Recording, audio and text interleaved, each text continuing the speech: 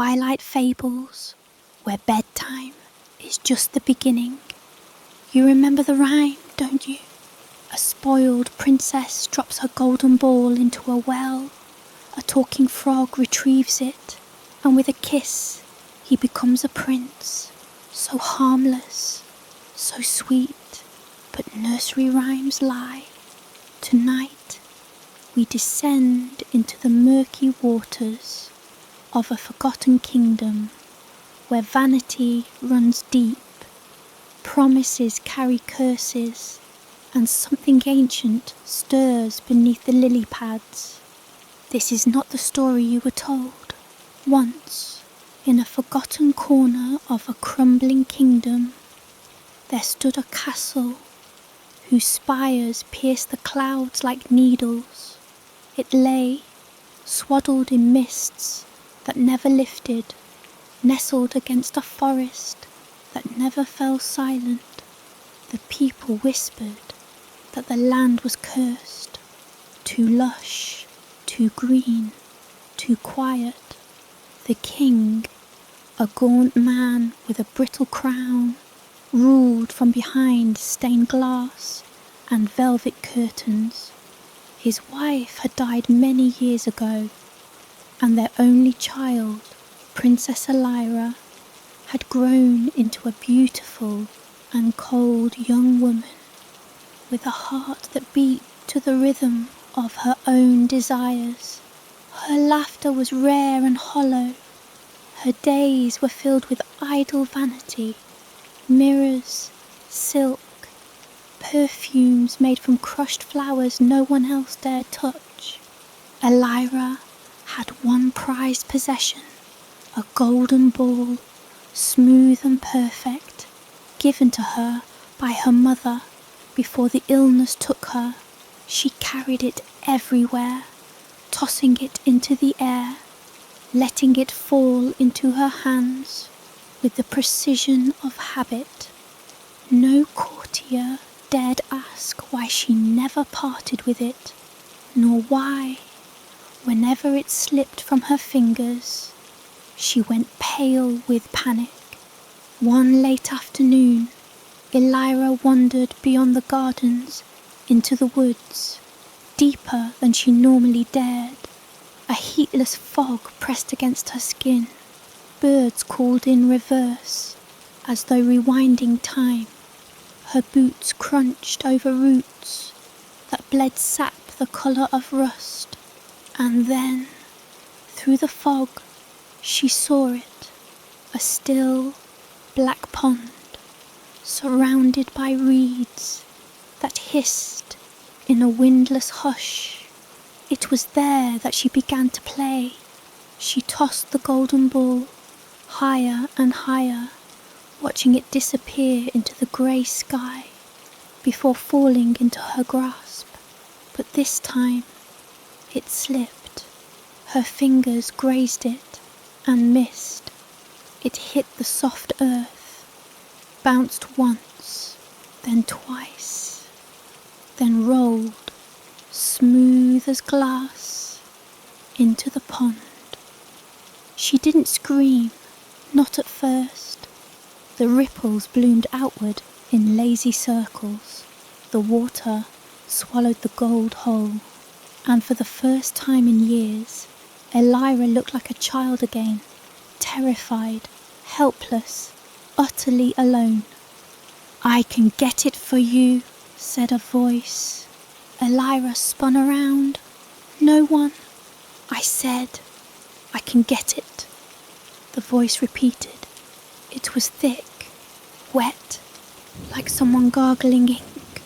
She looked back at the water, and there it was, half submerged on a moss-slick stone near the pond's edge. A frog, massive, unnaturally large.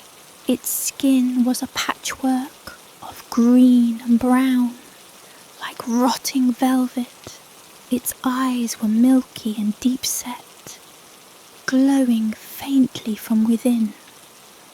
"I can get your ball," it said, "but you must promise me something." She blinked, heart pounding. What are you? A prince, it said, and smiled with its mouth. The creature slipped into the water without a splash. Moments later, it emerged, the golden ball clutched in a slick, pale hand that extended from beneath the surface. She took a step back, not a frog's hand, a human one, long, thin fingers with sharp black nails and a glimmer of a golden ring fused to its skin. "What do you want?" Elira asked, her voice a thread. The creature's head bobbed above the surface, its smile unchanged. "Let me stay with you. Eat from your plate. Sleep on your pillow. Be your companion. Promise me this, and the ball is yours." Elira hesitated. Her heart screamed no, but her hand twitched toward the glint of gold in the murky water. "Yes," she said quickly. "I promise. Anything. Just give it to me." The creature's hand placed the ball on the grass and slithered back beneath the water. She didn't wait. She grabbed the ball, turned, and fled the woods. The mists clung to her like cobwebs. Behind her, the reeds whispered her promise over and over again. That night, the fog didn't lift from the castle grounds. Servants reported a strange wetness in the halls. Footsteps squelched on stone where no water had spilled. The princess said nothing, and when she slept, something knocked wetly, softly, at her chamber door. The sound was faint at first, a gentle thud, like a damp hand patting wood. Then again, slower, firmer, a rhythm began to form, unnatural, too deliberate to be anything casual. It came from her chamber door. 2 knocks, pause, 2 knocks, pause. Princess Elira sat up in bed, clutching the golden ball to her chest. Her room was cold, too cold. The fire in the hearth had died hours ago, and yet a film of condensation coated the windows. Her breath fogged the air as she exhaled, each puff short and sharp with tension. There was no mistaking it. Someone, no, something, was knocking. Another knock, this time wet, a squelch between each beat, as though the knuckles doing the rapping were coated in slime. "Who's there?" she called, her voice brittle. Silence. Elira slowly slipped from her bed, feet landing on the freezing stone floor. She crossed the room on bare toes, each step feeling like it echoed through a vast, unseen chamber. The knocking resumed as she neared the door, now quicker, thud, thud, squelch, urgent, expectant. She paused, heart hammering against her ribcage. A flicker of memory surfaced. The pond, the voice, the hand. "Let me stay with you.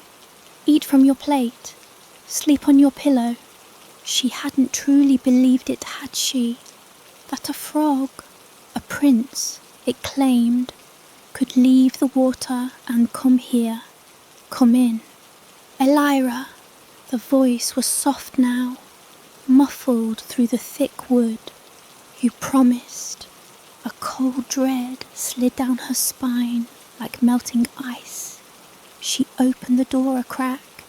Something pressed forward instantly. The door shuddered as the weight of it shoved inward.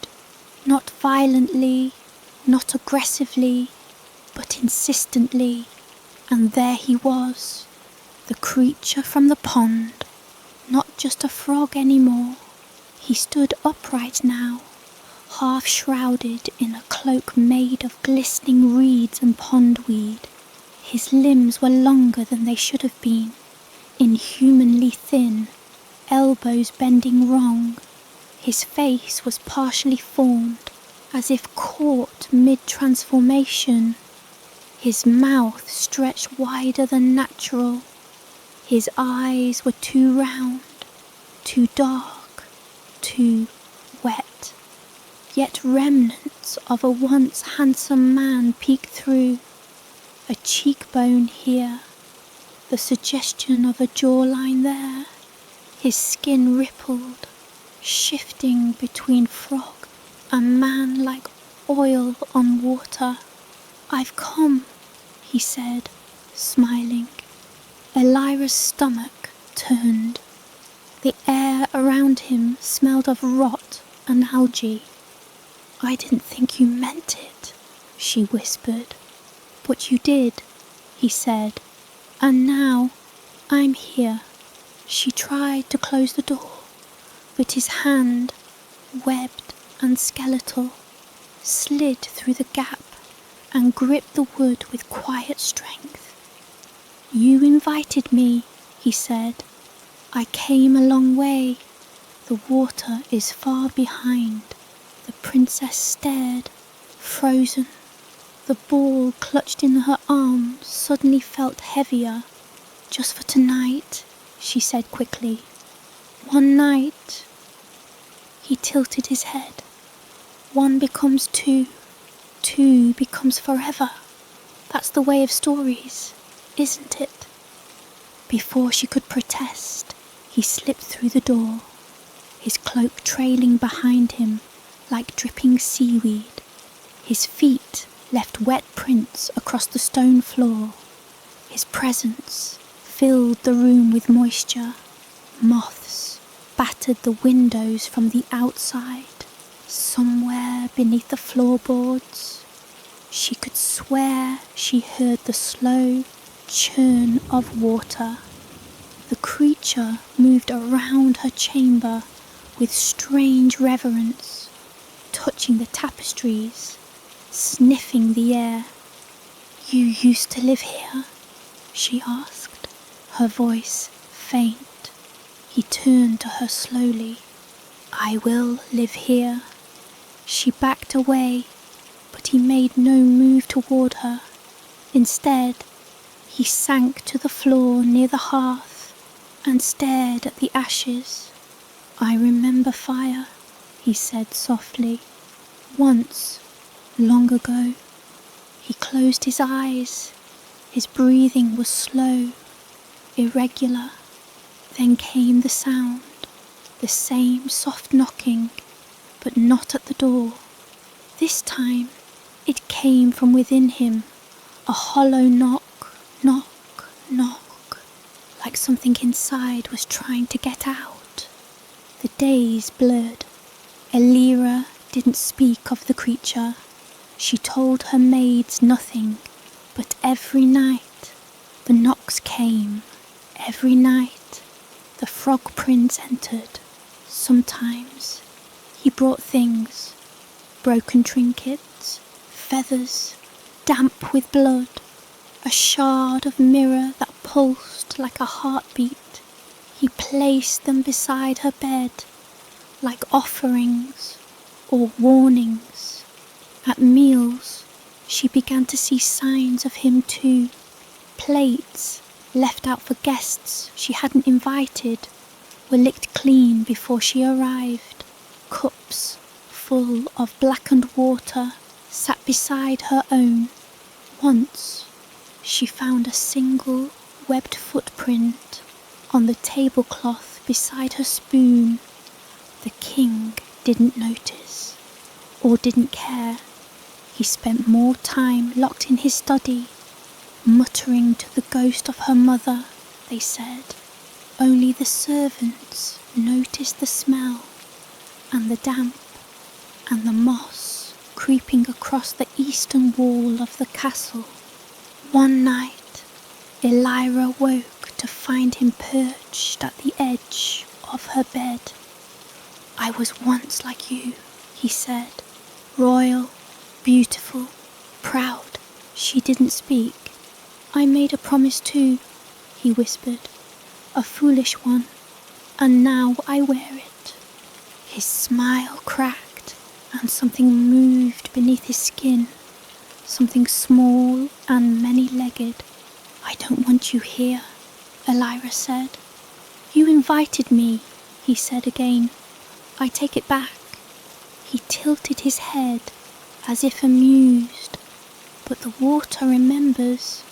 With that, he slipped beneath her bed, in one fluid motion, gone. No sound, no trace. It grew worse. By the fourth night, the castle was suffocating under the wet rot of his presence. The halls grew slick with mildew. Tapestries sagged under invisible weight. Rats drowned in corners where puddles formed from nowhere. The golden ball, once radiant, had dulled. No matter how she polished it, it remained cloudy. Its surface felt sticky, wrong. The prince no longer knocked. He simply appeared, always damp, always smiling, and now he began asking questions. "Do you love me?" "No." "Would you kiss me?" "Never." "Will you stay with me?" Silence. He watched her sleep. He sang lullabies in a language that sounded like frogs screaming underwater. She begged her father to leave the castle. "Just for a few nights," she pleaded. "Let us visit the mountains, the coast, anywhere." The king only stared at her, his eyes milk-glazed. "This is your home, daughter. You mustn't run from what's yours." And one night, in her dreams, the pond came back. She stood on its edge, barefoot, the mists curling around her ankles like fingers. The reeds whispered. He was there, waiting, a crown made of dripping lilies on his head. "You promised," he said again, voice like thunder beneath water. She awoke, screaming. At dawn, she made her choice. The prince waited near the hearth, turning her now ruined golden ball over in his hands. "I want to see the well again," she said. His eyes glimmered. "Of course," he said. "It's time you remembered where you dropped your soul." She didn't argue. They returned to the woods, the fog parting for him as though in respect. The pond was worse now, bloated, black, oozing. The trees leaned inward like voyeurs. "Come closer," he said, standing at the edge. She looked down. The water was a mirror, but it didn't show her. It showed him, fully human, laughing, radiant, and her beside him, hand in hand, smiling. Then the image changed. He was dragging her beneath the surface. "I could love you," he said softly, "if you let me." Elira looked down again. Then she shoved him. The splash was violent. The reeds screamed. The water swallowed him whole. She turned and ran. She never looked back. But that night, the knocking returned. Inside her walls, inside her bones. And her golden ball rolled from her bed to the floor on its own. The palace had grown ill. At first, it was the smell. Not rot, not exactly. More like stagnation. Water left standing in a jar for too long, mixed with mould and old breath. Then came the damp. It clung to the stone walls and slickened the marble floors. Curtains began to darken from the bottom up. Books grew spotted and soft, their pages curling inward like frightened leaves. Servants whispered of wet places, appearing in rooms that had always been dry. Pools formed beneath beds, ceilings wept, even the fires in the hearths began to sputter and die prematurely, overwhelmed by the creeping chill in the air. Princess Elira kept to herself. Since the night at the pond, since she'd pushed him in and fled, he hadn't appeared again. Not in her dreams, not in the hallway, not beneath her bed. And that, somehow, was worse, because now everything whispered of his presence. The golden ball sat on her dresser, dull and glistening with a thin film of slime that no cloth could remove. It moved when she wasn't looking, never far, just enough to unsettle. It rolled to the edge of tables, nestled itself between pillows, or clinked softly against her window pane in the night. Sometimes, when she touched it, she could hear the pond, gurgling, breathing. Once she pressed it to her ear. She thought she heard him whisper, "Soon." The palace physician said the damp was natural. An early thaw, he claimed. The snow melts beneath the stone. Old places seep when the ground softens. But there had been no snow that year, and the air wasn't warmer. It was wetter and colder. Elira's ladies in waiting began to vanish. First one, then another, each gone without trace. Their chambers remained untouched, save for the water pooling gently beneath their beds. One servant claimed to have seen something crawl across the ceiling in the west wing, a silhouette half man, half frog, dragging a cloak of moss.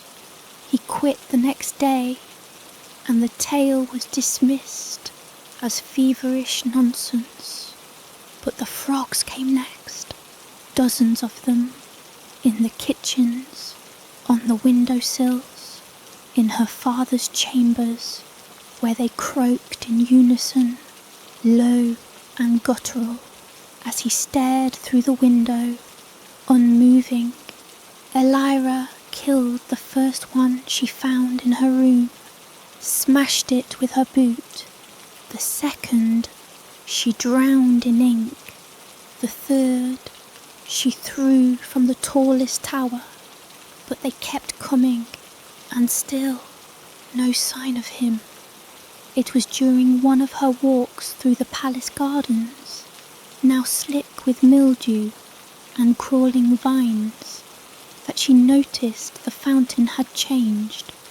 The water no longer sparkled. It was black and thick, like oil. The statues surrounding it had cracked. Some were missing heads. Others had new ones, frog-like, bulbous, grinning, and in the centre, rising from the muck, was a familiar figure. Not him, not quite. A sculpture, carved from stone so dark it drank in the light. The frog prince, perched on a throne made of dripping reeds, mouth open in an eternal question. At the base was a plaque she didn't remember approving. It read, "The promise still stands." She backed away. The water rippled. Something laughed beneath the surface, low and wet. That night, she barricaded her room. She dragged furniture to the door, lit candles in every corner, drew salt lines along the windows, and whispered the names of saints she barely remembered, and then she waited. At midnight, the ball rolled from her dresser. She hadn't touched it. It stopped at the edge of her bed. She stared. It pulsed. Knock from inside the walls. Knock from inside the wardrobe. Knock from under the bed. "Elira," came the voice, guttural, joyful. She didn't move. The walls began to weep. Water dripped from the ceiling, pooling on the floor. The fire died with a hiss. The golden ball cracked, and something crawled out, not fully formed, still slick, still shifting, bones cracking and reshaping, skin rippling like a disturbed pond. But it was him, eyes round, mouth too wide. "Did you think drowning me would end it?" he asked, standing tall, water dripping from his every limb. "I broke the promise," she said. He smiled. "You only fed it." He stepped forward, and the salt line evaporated beneath his feet with a soft sizzle. "I don't belong to you," she whispered. "But I belong to you," he said, placing a damp hand over her heart. "Where you go, I follow. Where you sleep, I dream." She screamed, and the walls answered. When the guards burst into her chamber, they found her alone, the floor soaked, the window shattered, her bed empty, except for the ball. It sat on her pillow, cracked wide open like an egg. Inside, it was a single, perfect lily pad, still wet, and underneath the bed, barely visible, a trail of water led into the stone and vanished. The palace halls were quieter now. No more servants bustled through the corridors. No laughter echoed from the courtyards. No music drifted from the ballroom where, once, Elira had danced barefoot on marble under the spring moon. Now, only the sound of dripping. Drip, drip, drip. Each drop fell in some distant corner, just loud enough to remind the few remaining occupants that the stone itself was weeping. King Oren remained in his chambers, staring at the wall. He had not spoken in weeks. The physicians said his mind was broken, though he bore no wound. He simply awoke one morning soaked to the skin, his eyes wide and blinking slowly, lips moving without sound. They dried him, dressed him, fed him, but he said nothing. He only whispered to his reflection in the window, something about the wet places and the promise that climbs. Queen Mereth had not been seen since the second flood. The west wing was sealed now. Water poured from beneath its doors and pooled in the hallway like a bleeding wound. Servants whispered of rooms behind those doors, where vines now hung from ceilings and toads sang in human voices. One claimed she'd heard the queen laughing from inside, except the laugh was croaky and low and bubbled like a death rattle. Princess Elira was gone. Not gone. No, she still walked the palace.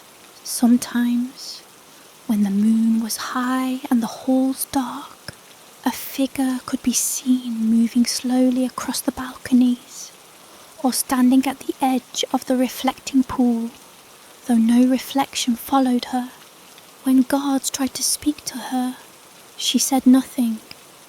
Her hair was always wet. She trailed the scent of moss and pond water. Some said she had become part of it, the promise, the curse, the bargain she had struck and broken. She had not vanished. She had changed. In the old nursery, vines burst through the floorboards. The walls had gone soft. Mushrooms bloomed from the corners. The toy chest, long forgotten, creaked open and shut on its own. A nursemaid was found there, clutching a doll with glassy eyes.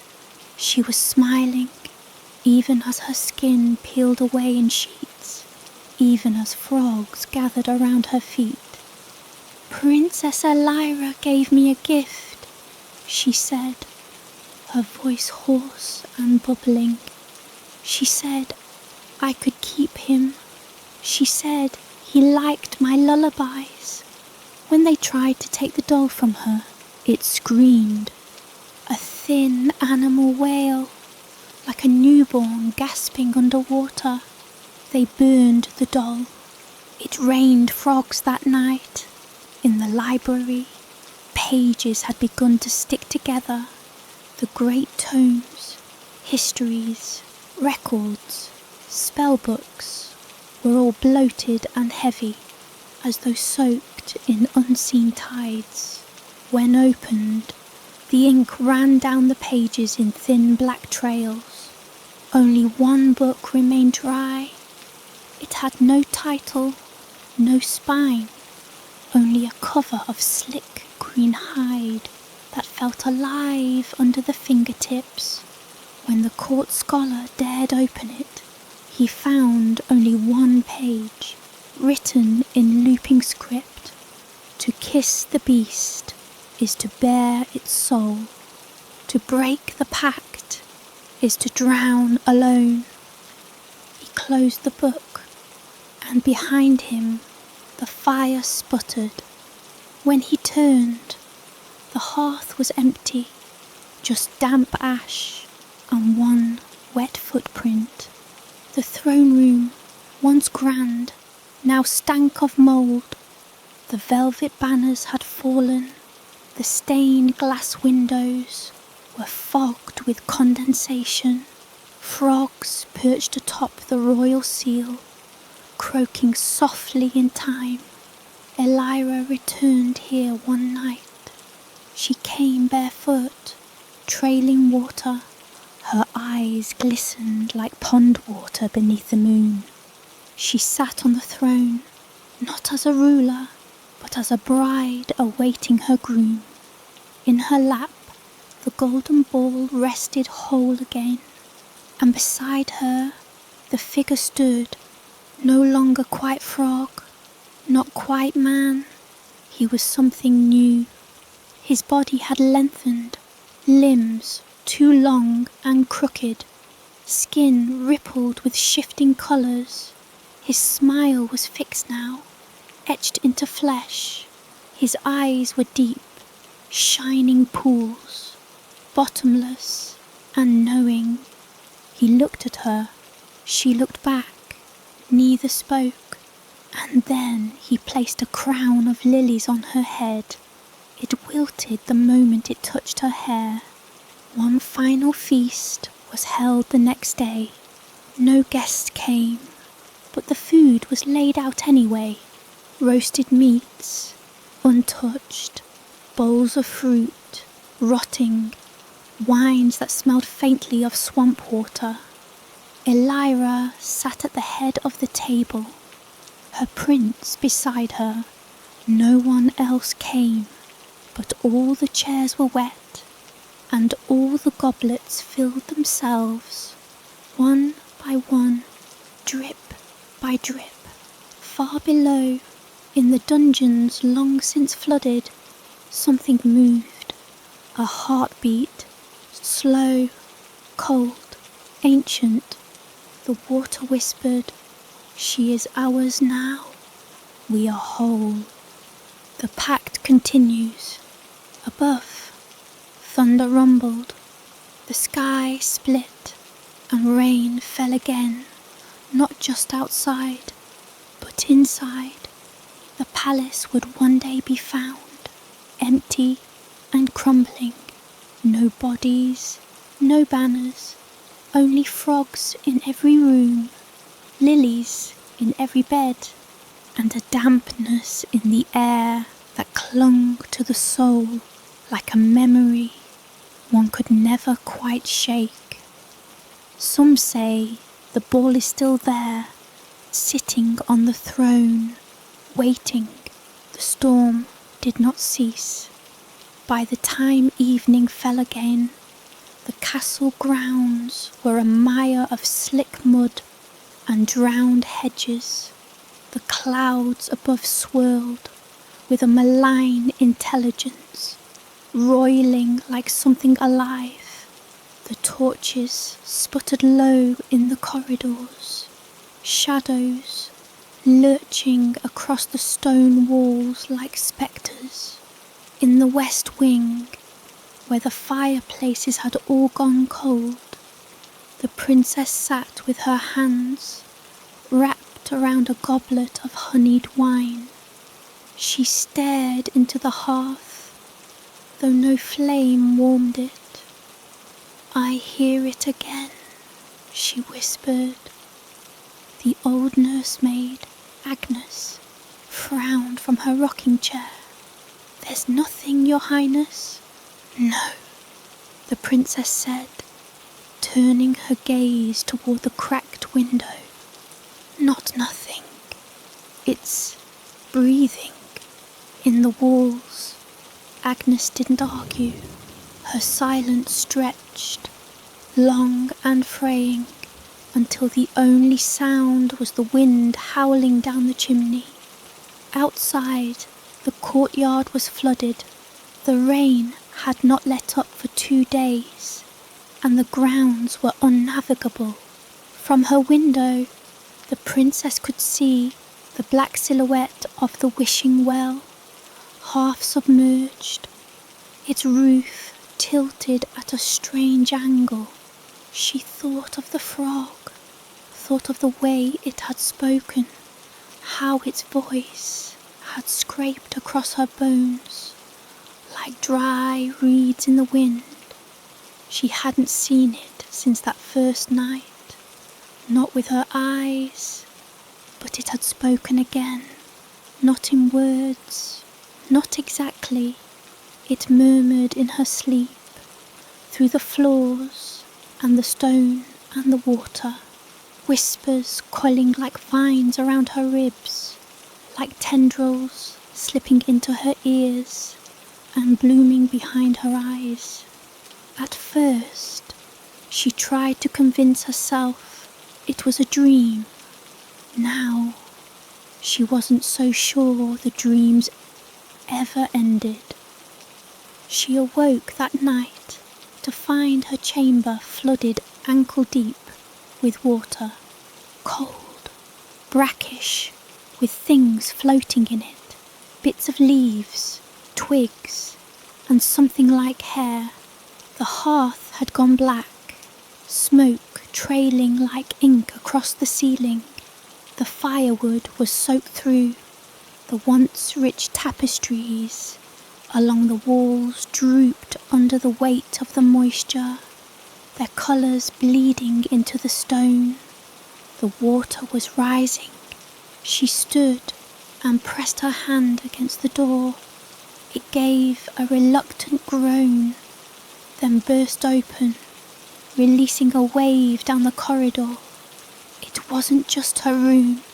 The entire castle was flooding. Servants were already rushing about, skirts hitched up, feet splashing through the shallows.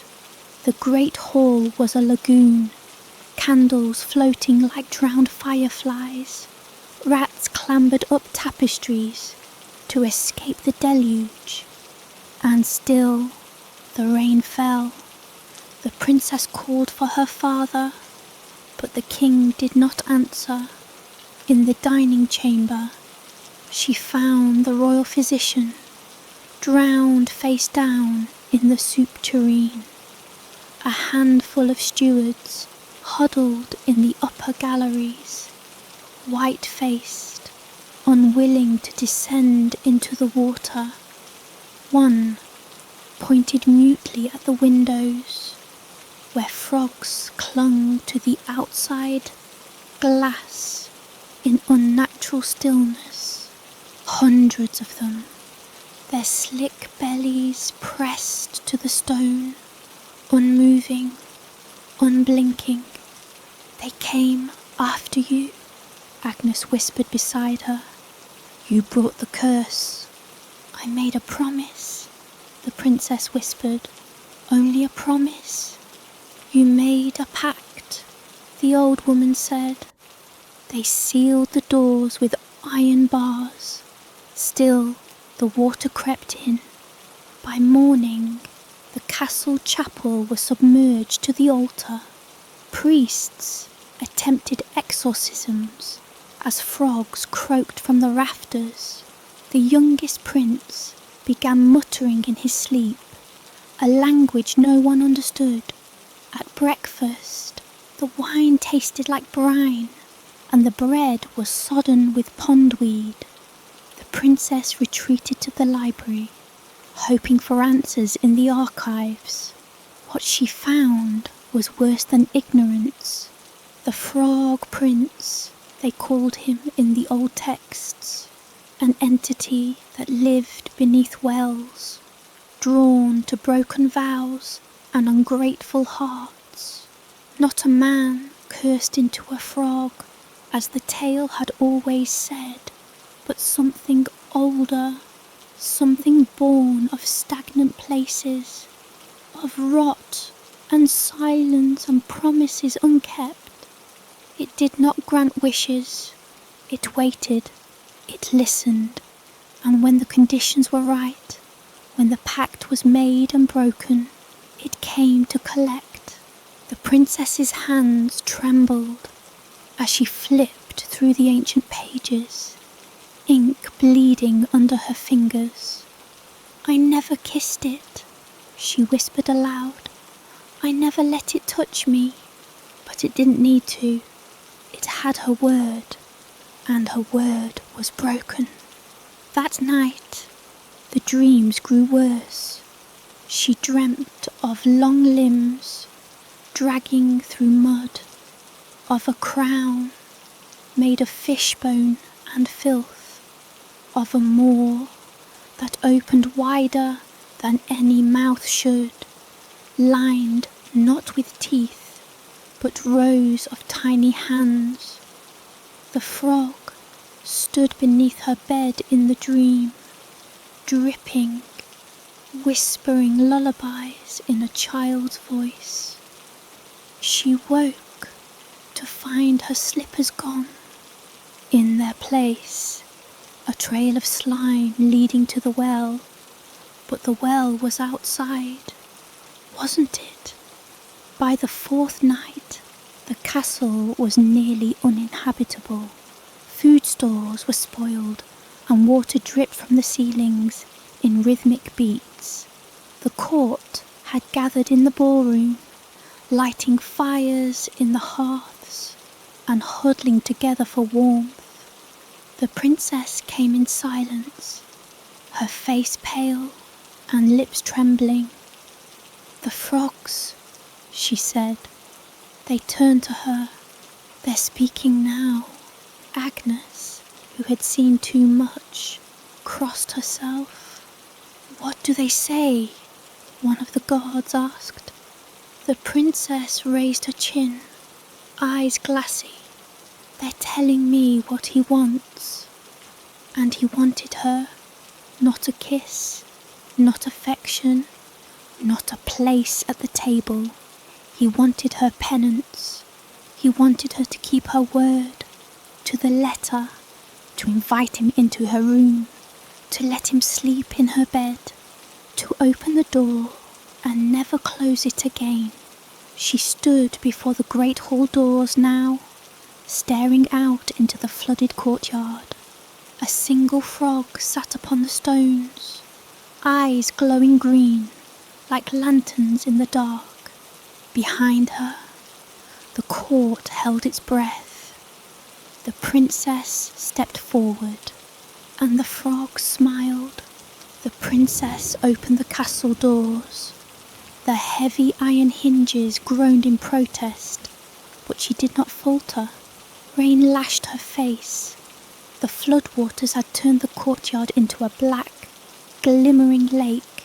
Reflections writhed across the surface, not just of stone and sky, but of shapes that shouldn't be there. Long figures moving beneath the waterline. Limbs, too many. Eyes unblinking. She stepped into the shallows barefoot. The frog waited atop a floating stone slab at the centre of the drowned courtyard. It watched her with regal stillness. Not small, not monstrous, just wrong.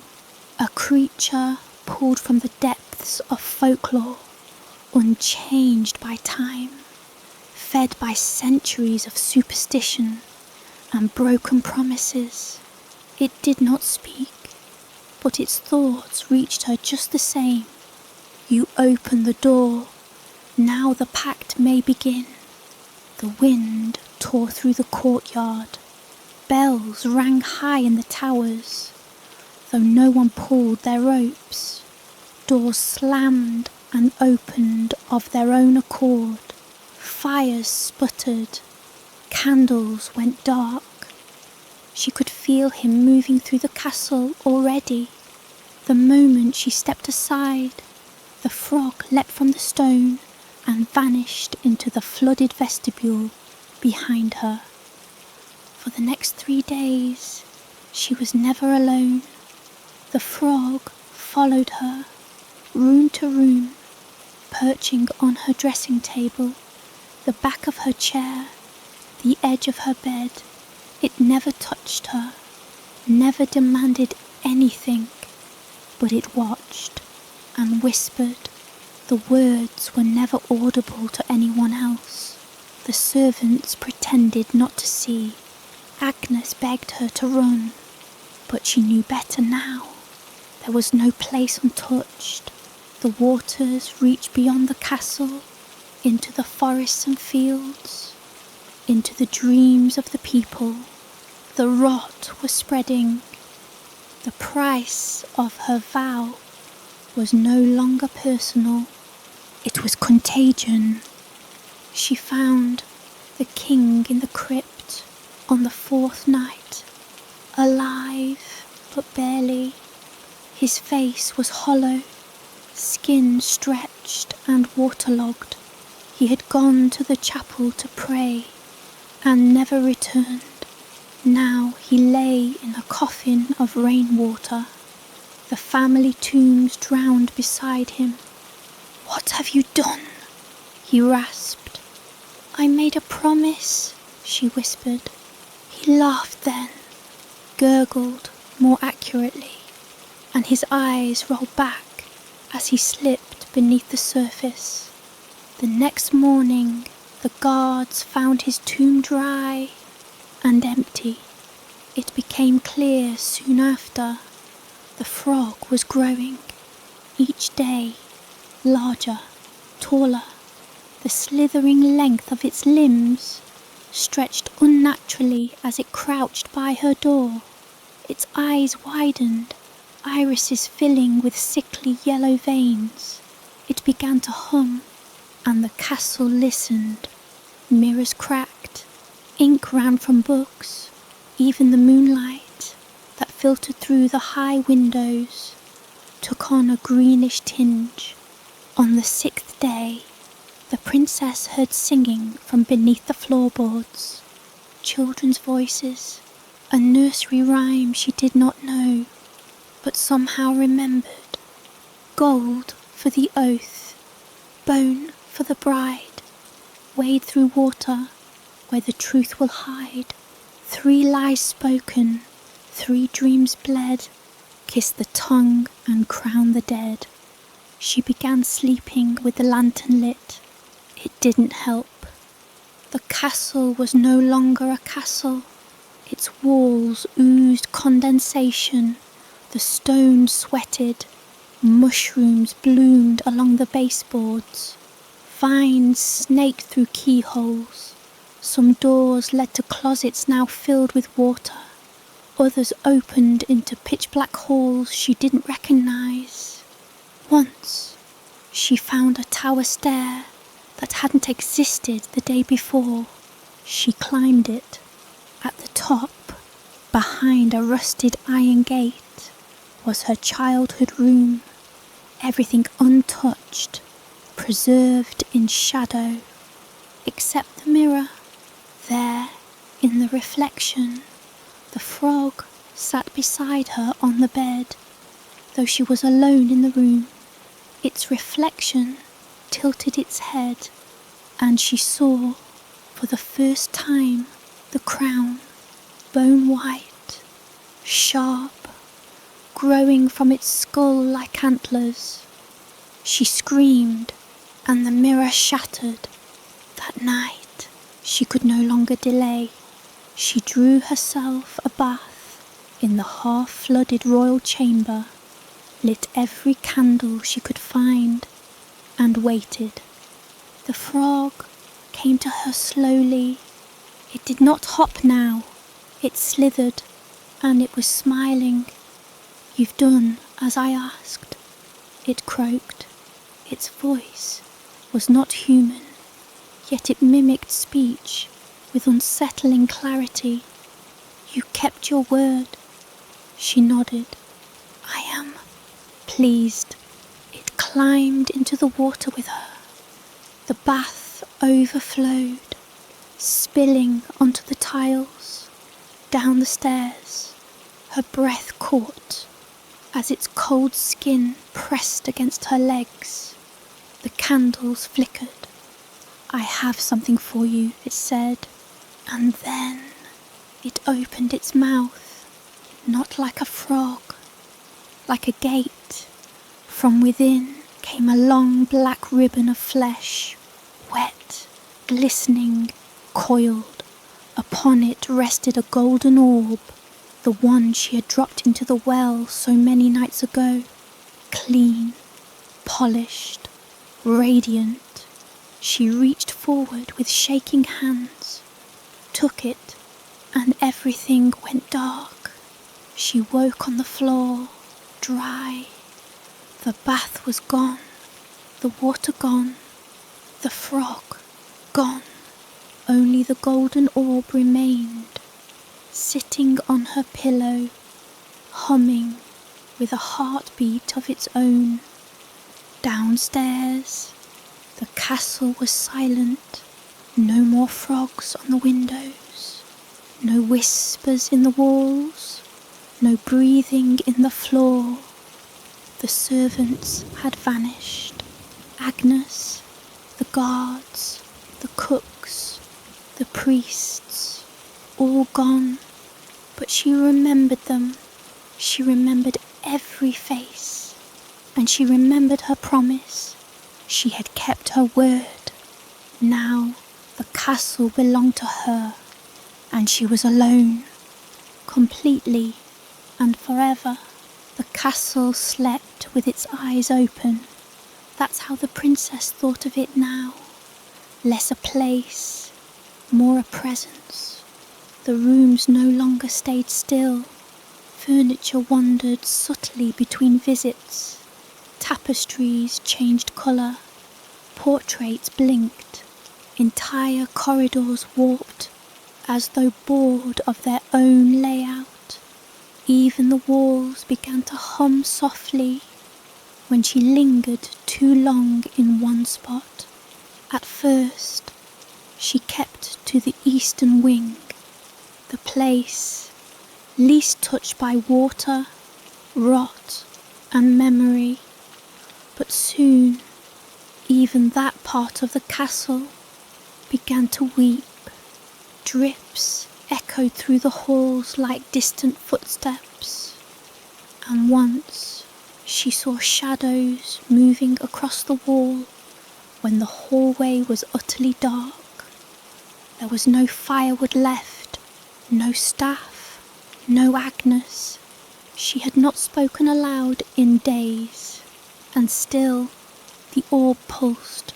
It remained at her bedside like a parasite, glossy and warm to the touch, occasionally flickering with soft light as though something swam inside it.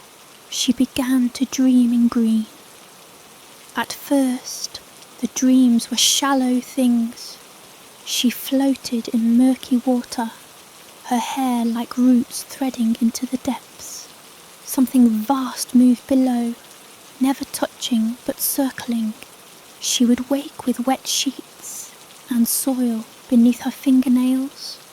Then came the second layer. The dreams became echoes.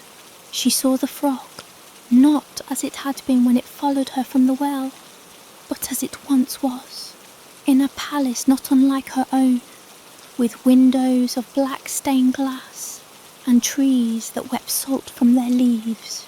She saw herself there, or someone like her, standing across a feast table from the creature. They were speaking, though their mouths never moved. She began to mouth the words in her sleep. By the seventh night, she stopped trying to wake up. She followed the flickering orb through the castle. It would roll gently from her pillow and drift into the hallway like a will-o'-the-wisp.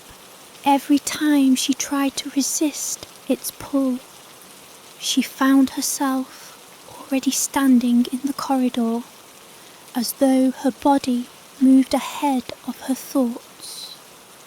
The orb guided her into older parts of the castle, rooms built in eras long before her family's reign, halls hung with strange masks, ceilings of cracked mosaic. Even the air changed, stale and humid, breathing. In one chamber, she found the old nursery, not hers, older. Inside, toys sat perfectly arranged, wooden dolls with too many arms, a rocking horse shaped like a stag, and a mobile made of teeth strung with spider silk. She turned to leave, only to find the door gone. The orb sat in the centre of the room, glowing faintly, and then she heard the lullaby. Skin of silk and bone so white, crown the beast and snuff the light, fall into the riverbed, sleep until the stars are dead. She closed her eyes. When she opened them, she was back in her own bed, but the orb was now cracked. The next day, it rained inside, not just dripping, pouring.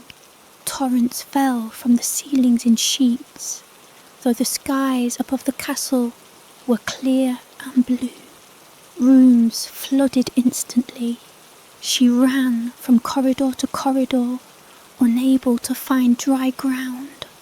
The orb floated beside her like a talisman, and as she passed through the old banquet hall, she saw them again. The guests, dozens of them, silent, wet, dressed in finery that had rotted at the seams. Their eyes were missing. Some held empty goblets, Others simply stood, but all of them turned toward her in unison as she passed, and they bowed, not out of respect, out of reverence. She was their bride now. She found the library sealed, books pressed tight against the inner doors like a dam, waterlogged and rotting, but she felt something behind them, a pulse, a presence. With shaking hands, she clawed through the pages and found the first true record, bound in frogskin, etched in blood, a journal written by someone whose name was struck through on every page. The entries were rambling, broken, but the message repeated in jagged ink. You cannot break the promise. You can only inherit it. The princess clutched the journal to her chest and screamed, but only the castle heard, and it wept with her. That night, the dreams changed again. No longer visions. She stood in the shallows of the wishing well, her bare feet sinking into black silt.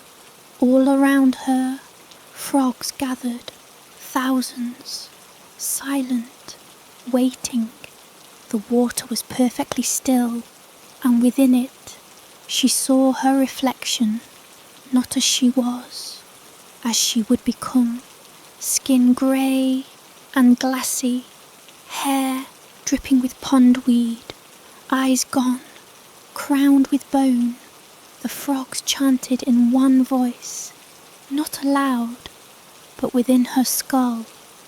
Bride of the depth, queen of the hollow, kiss the tongue, keep the vow, become.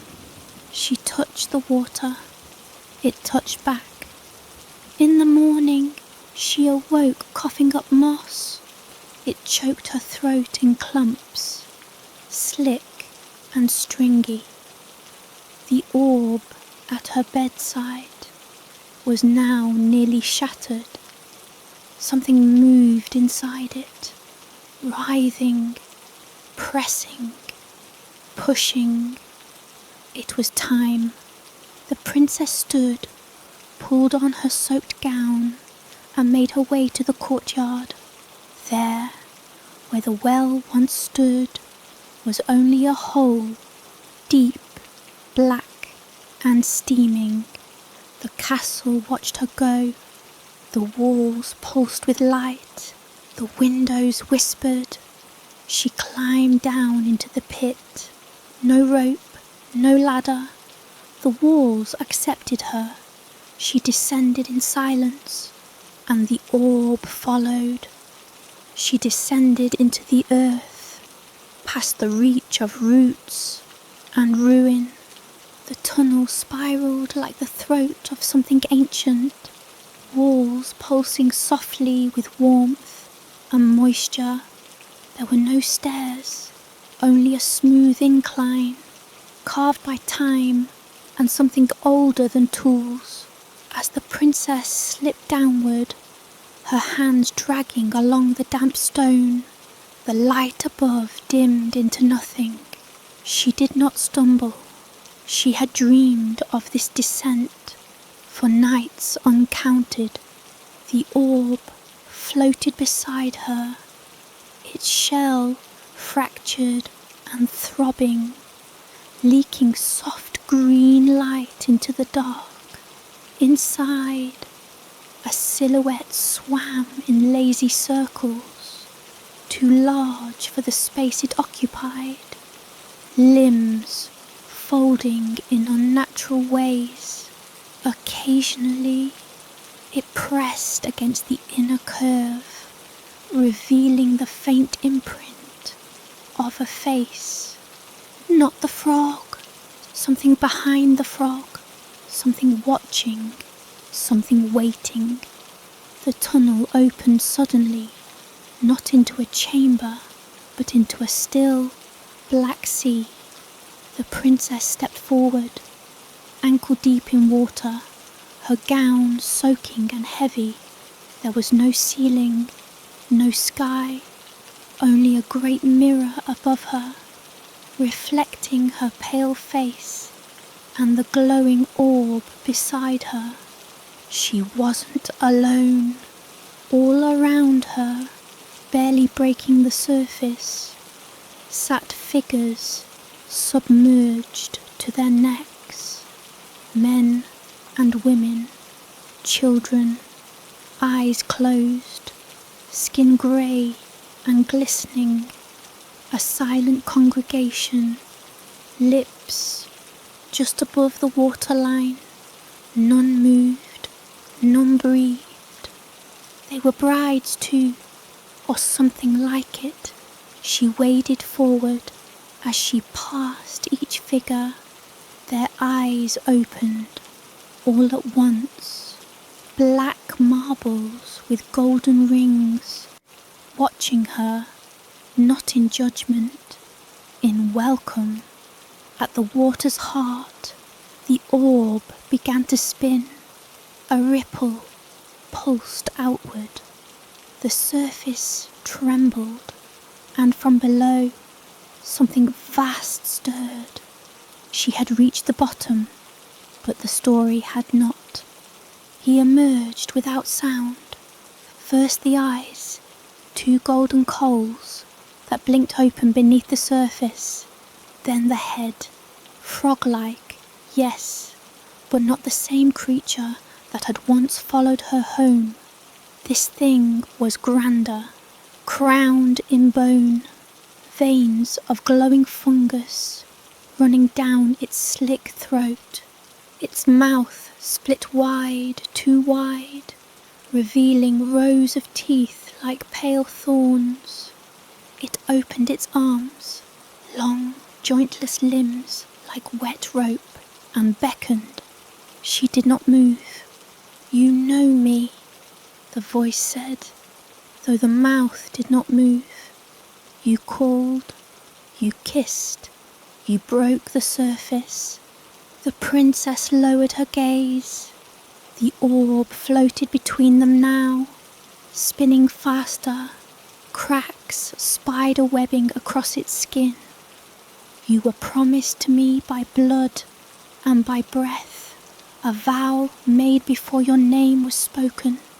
You are not the first, but you will be the last."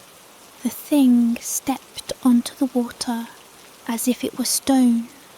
Its weight left no ripple. "Now, give me what is mine." The orb shuddered. A high, whining noise filled the space, vibrating in her teeth. Then it split. 1,000 shards of green light spiraled outward, revealing the creature inside. Not a frog, not a prince, but something caught between. A malformed child of man and beast, skin slick with mucus and eyes wide with hunger. It shrieked once, a sound like metal on bone, and dove into the black. The water boiled. The princess did not flinch. The faces in the water began to change. Their mouths stretched open, wide and slack, emitting no sound. Bubbles rose from their lips. Hands twitched. Some began to sink, disappearing beneath the surface. Others rose, standing fully for the first time, though they should not have been able to. Their limbs had too many joints. Their backs were wrong. They moved toward her. The great creature at the centre remained still. "Give me the rest," it whispered. She felt her ribs groan, her spine tighten. A weight behind her heart began to swell. It was not just the orb that carried something. She did too. She screamed, but the sound did not come from her mouth. It erupted from the water, a shriek that split the air. The congregation fell still.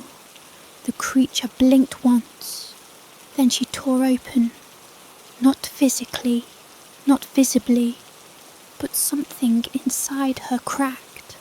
A light, pale and golden, spilled out of her eyes, mouth and fingertips. The water recoiled. The congregation wailed in one voice, and the creature stepped back, hissing. No, she did not understand what was happening, only that something within her had remembered a deeper name, a truer shape. She wasn't a bride, she was bait. Her family had made the bargain long ago, not to offer her in marriage, but to use her as a seal, a vessel strong enough to hold the creature's child, a mouth wide enough to sing it back to sleep when it stirred. And now the vessel had cracked. The creature lunged, but it was too late. She was already falling upward, rising through the water, through the tunnel, through the stone. Light blazed around her. Her body peeled away like old bark. She saw her bones glow white and then vanish. And then she stood at the edge of the wishing well. The courtyard was quiet. Rain fell softly. She was whole, clean, breathing. But the castle behind her was gone. Only a ring of moss remained, and a whispering wind that hummed a lullaby. She looked down at her hands, webbed, and smiled. She turned from the well, her bare feet silent on the stone, and vanished into the forest. The stories would change again. They always did, but the promise remained, and now so did she.